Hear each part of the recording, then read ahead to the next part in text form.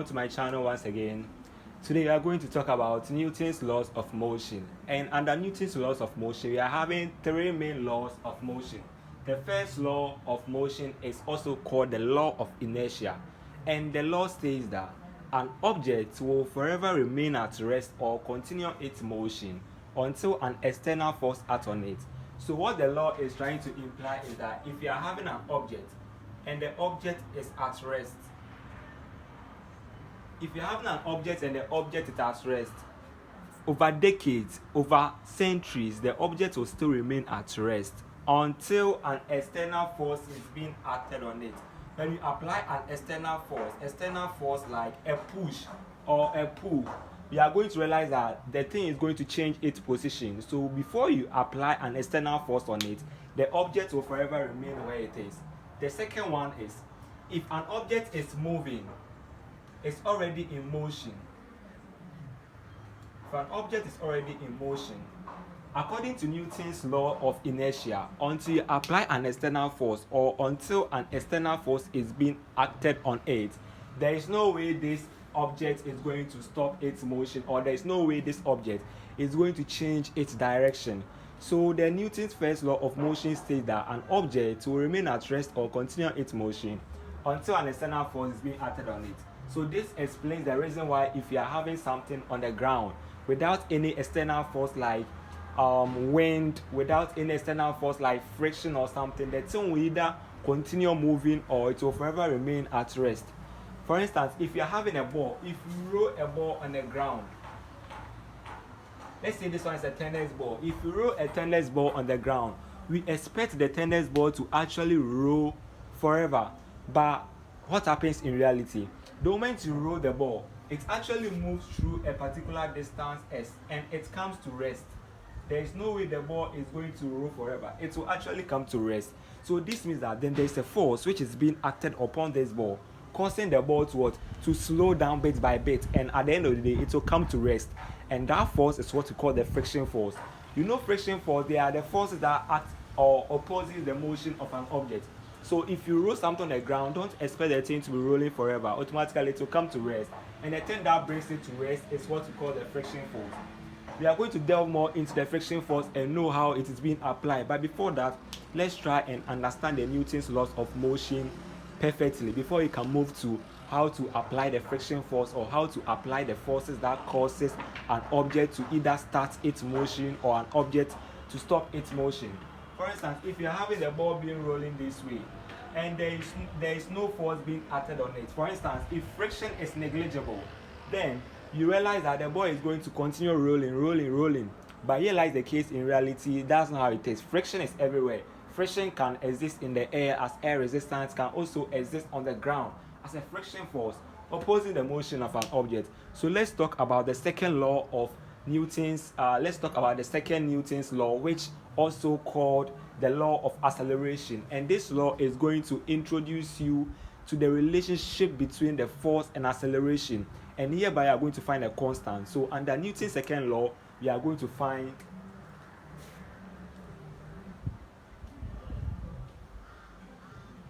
so the Newton's second law, all what this second law is talking about is showing the relationship between acceleration and a force. So it's also called law of acceleration. Newton's second law says that the force of an object is directly proportional to acceleration. So if you're having a force, then the force is directly proportional to acceleration. And if you're introducing a constant, for instance, if you're removing this proportionality, then this means that you are bringing a constant, which is what? A mass. So mass times acceleration. And here, if you're having your force, if your force is going up, then we expect our acceleration to also go up. So acceleration will also go up. And this is the relationship that is showing. For that matter, we can say that the mass too will also be indirectly proportional to the acceleration. Mass here is a constant. If you are having a weight, if you're having a particular weight, and let's say if you're having a particular weight on planet Earth, the same way if you're having a particular weight on also Mars, the weight that you'll be having on Mars will still be the same as the weight that you'll be having on Earth. For that matter, mass is a constant. You can be weighing about 20 kilograms on Earth. If you go to Mars and come back, we still expect your weight to also be what? 20 kilograms. For that matter, we are saying that mass is a constant quantity, or mass is a constant value. For that matter, it doesn't change. So if you are showing the relation between force and acceleration, if you make m the subject, then m is equal to your force times your acceleration, or your force divided by your acceleration. If you increase the mass of an object, we expect the force to increase, but its acceleration will be decreasing.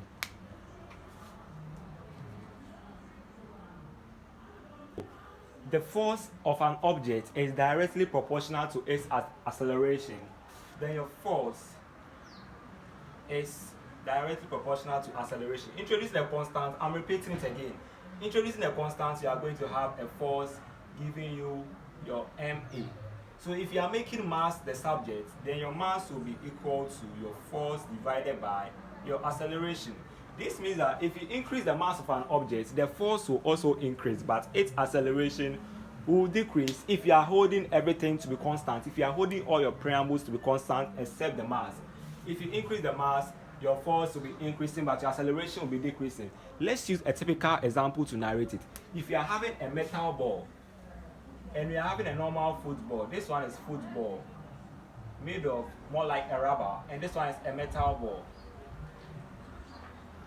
If you apply a same force on it, let's say a force of 20 Newton to these two balls, if you apply a force of 20 newtons to these two balls, you are going to realize that this one is going to move lesser than, or this one is going to cover a shorter distance as far as the football. If you apply 20 Newton on these two balls, this one will go further as expected from the metal ball.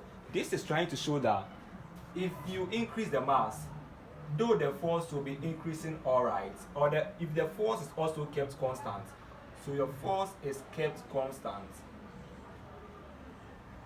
your acceleration will decrease. The reason I'm saying acceleration will decrease is that if you make acceleration the subject, acceleration will be equal to your force divided by your mass. So if the mass is bigger, then you are going to have your acceleration being a smaller value, because your mass is indirectly proportional to acceleration. The greater the mass, the lesser its acceleration, from the relation that we are seeing here. This is to tell you that if you kick a metal ball 20 Newton and you also kick a football 20 Newton, the football, or rather would have a higher acceleration, and it's having a higher acceleration, it will travel a longer distance as compared to the one that is having a smaller acceleration. So this is a typical example explaining law of acceleration to you. The same way, you can also have variables. In case they give you variables that you are supposed to substitute into the equation and find out which one is going to have a factor of the other. For instance, if you introduce a scalar, if you increase the mass 2 times, then this means that its acceleration is also going to decrease what? 2 times. Then the acceleration will be half of it. You get it? If the force is being kept constant, your force is constant, and you increase the mass, if you increase the mass to 2m, then this means that this will be our acceleration.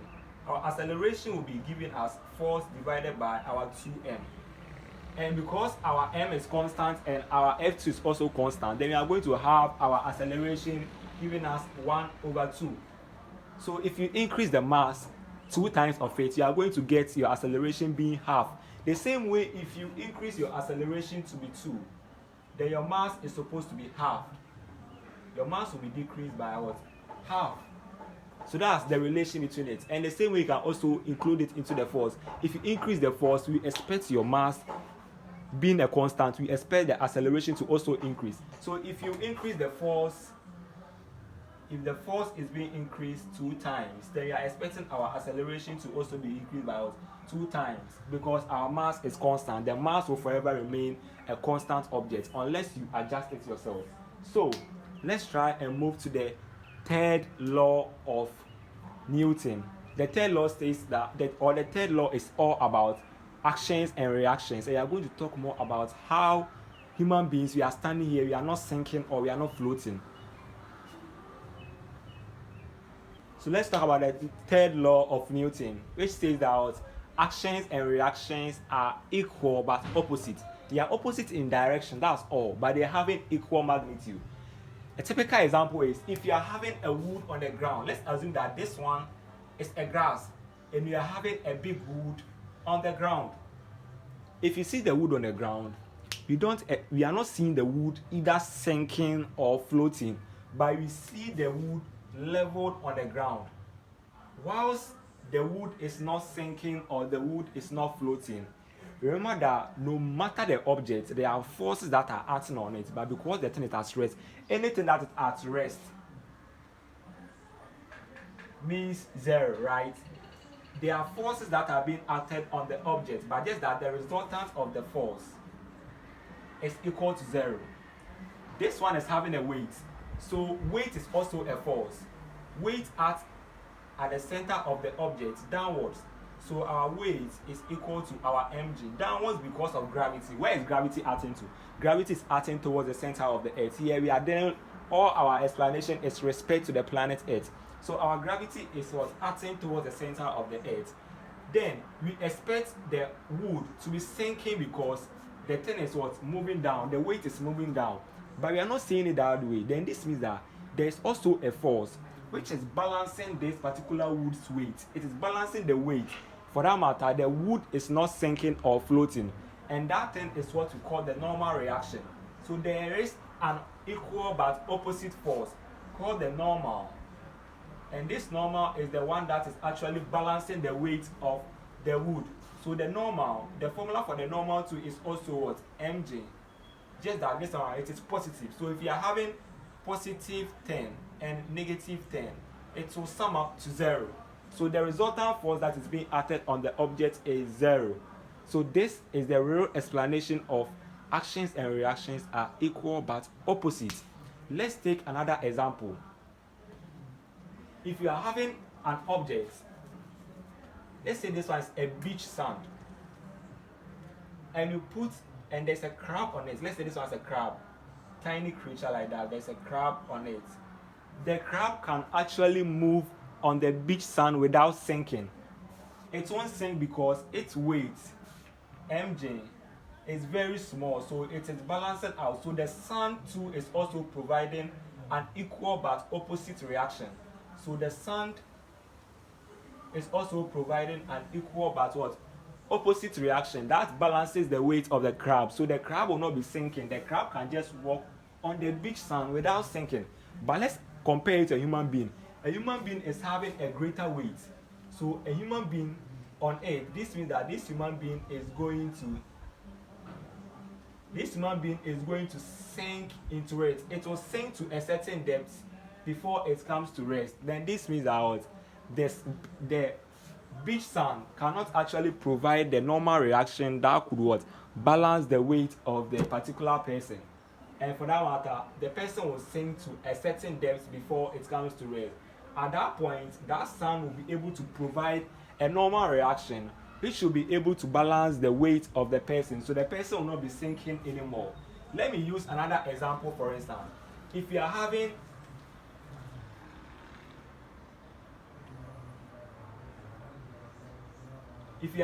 a table, and a table, you have placed a box on this table, remember that the box is at rest. So the box being at rest on the table means that the box will definitely be having a weight, and the weight is equal to mg. And now, because the box is not sinking, then this means that the table is also providing a normal reaction which balances the weight of the box. So the box will also not move because there is a normal reaction which is balancing the weight of the object. So you see the thing lying on the table without sinking or floating. Yes, there are forces that have been acting on this crate. Just that the forces are balancing out. The resultant force acting on this box is 0. Now let's assume that you placed a bucket, a metal bucket. You see the bucket that they use by the excavators, a huge bucket. a huge bucket. If you put this huge bucket on this table, the table will break. The table will break. This means that the table is not having the what? The capacity. The table is not having the capacity to provide the weight or the normal reaction which could balance the weight of this metal bucket. So this metal bucket will break. So that's how it is. Remember that everything is having a capacity. It is a wooden thing. So if you put a metal which is very heavy on this wood, the wood will break because it is not having the capacity to provide the normal reaction that would balance the weight of this. So the normal reaction for this,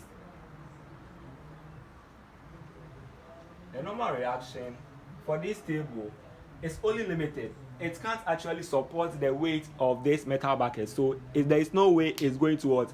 It's going to hold this metal bucket for a while. It will break. Now let's consider another example.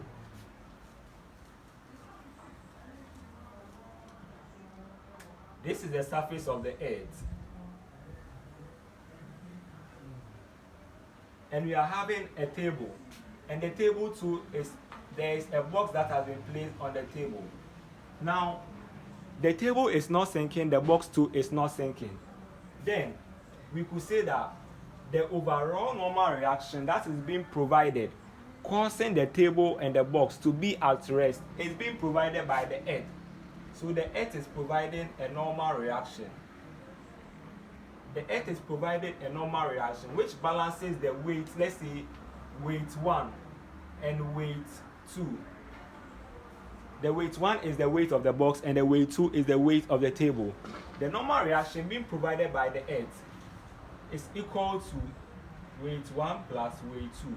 For that matter, weight 1 minus normal reaction minus weight 1 plus weight 2 will be equal to 0. This means that the total force is what? Sum up to 0. For that matter, we are going to see the table and the box being at rest without sinking or nothing happening to it. So this explains more about the law of action and reaction.